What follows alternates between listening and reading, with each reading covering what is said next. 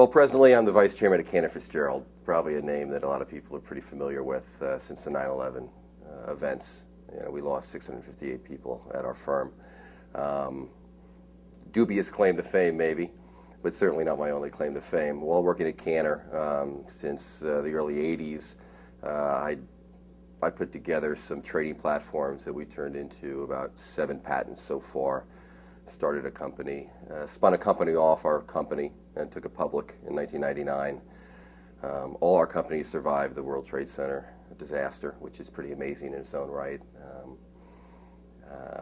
I think it's pretty amazing what we've been able to do as a company to the families, for the families of the people that died. Right now we've committed 25% of our earnings to the families, which so far over the last 3 years has added up to over $145 million. Along with that is 10 years of health care and insurance for their families, as well as some money and also a lot of support in various groups and things that we have.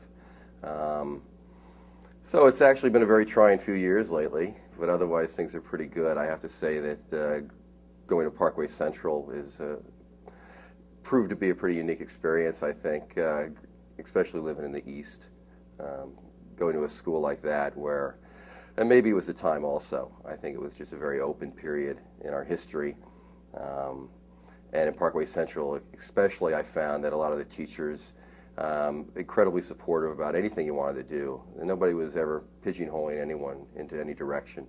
It was more like you have a lot of gifts.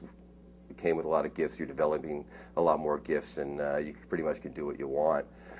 I think what amazes me is that a lot of my friends at Parkway, Dave Holtzman, a fellow Hall of Famer, he's a brain surgeon. You laugh about those things, but yeah, he really is a brain surgeon. And almost all my friends are highly successful. So you know, I think the experience itself, I think overall it gave us the sense that you get out of life what you put into it, and the more you put into it, the more you get out. And it's certainly been true in my life. I still have a lot of great friends in St. Louis. The other funny thing about growing up in St. Louis, people can seldom tell what your accent is. They don't know where you came from.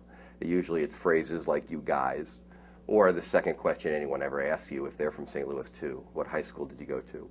Which is pretty funny and I think particular for our state and area maybe. Otherwise I had some great teachers. Shirley Krause, although she was only 4'8", she was always my favorite teacher.